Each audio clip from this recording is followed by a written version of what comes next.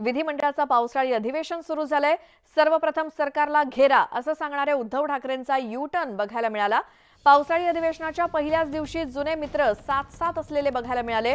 फडणवीस आणि उद्धव ठाकरे तब्बल 3 मिनिटं एकत्र असल्याचं दिसलं आणि या 2.5 मिनिटं विधान भवनातल्या लिफ्टच्या बाहेरच्या लॉबीत त्यांनी एकमेकांसोबत चर्चा केली। त्यानंतर उद्धव ठाकरे आणि देवेंद्र फडणवीसांनी विधानसभेच्या लिफ्टमधून एकत्र प्रवास केला। मिलिंद नार्वेकर आणि प्रवीण दरेकर सुद्धा यावेळी ठाकरे आणि फडणवीसांसोबत लिफ्टमध्ये होते। ठाकरे आणि फडणवीसांनी एकत्र लिफ्टमधून प्रवास केल्यानं राजकीय वर्तुळात चर्चांना उधाण आलंय। तर पुन्हा एकदा जुने सहकारी एकत्र येणार का यावर देखील चर्चा रंगू लागली आहे।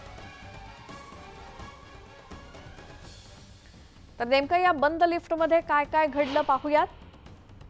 देवेंद्र फडणवीस आणि दरेकर हे सभागृहात जाण्यासाठी लिफ्ट जवळ उभे होते आणि याच लिफ्ट जवळ उद्धव ठाकरे आणि मिलिंद नार्वेकर आले। दरेकर लिफ्टमध्ये शिरले।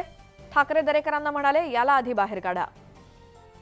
दरेकर म्हणाले, तुम्ही दोघं एकत्र जाणार असाल तर मी बाहेर जातो। तुमच्यातील संवाद मी बाहेर सांगणार नाही असं दरेकर म्हणाले।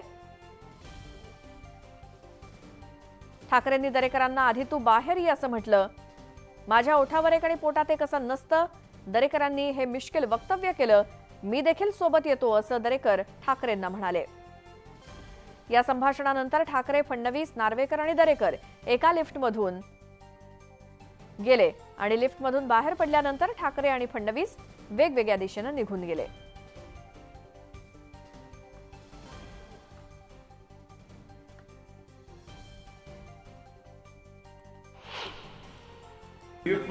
लिफ्टमध्ये मी आणि देवेंद्र फडणवीस एकत्र होतो। अनेकांना असं वाटलं असेल ते गाणं आहे ना, नाना करते प्यार, म्हणजे त्यांचा पाटोळींशी काही संबंध नाही।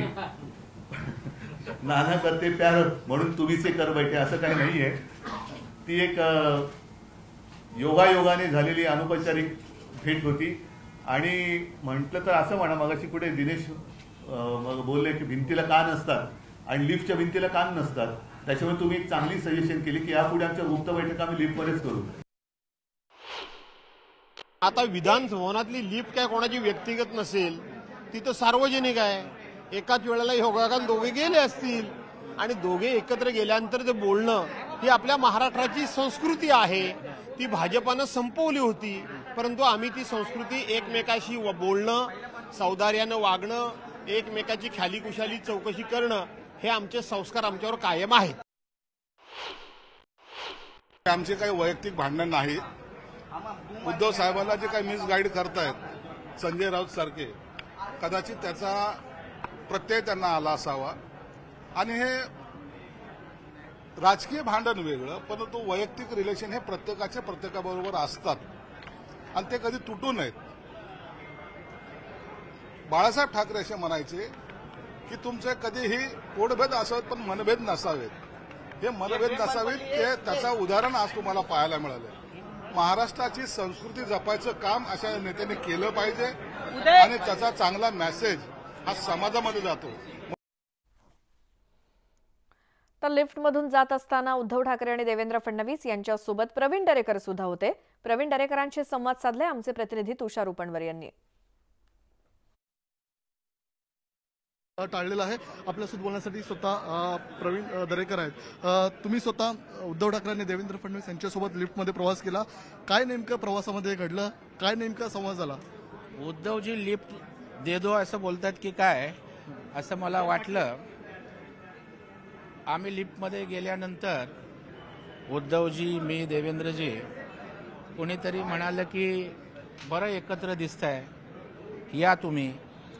तर माझ्याकडे बोट दाखवून उद्धवजी देवेंद्रजी बोलले, ह्याला बाहेर काढा।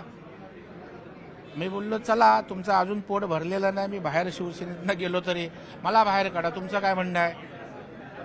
तर उद्धवजींच्या पोटात एक आणि ओठात एक होतं। हे लगेच आम्हाला दुसऱ्या माळ्यावर लिफ्टमधनं बाहेर पडल्यावर त्यांची दिशा स्पष्ट झाली। ते विरोधी पक्षाच्या दिशेनं गेले।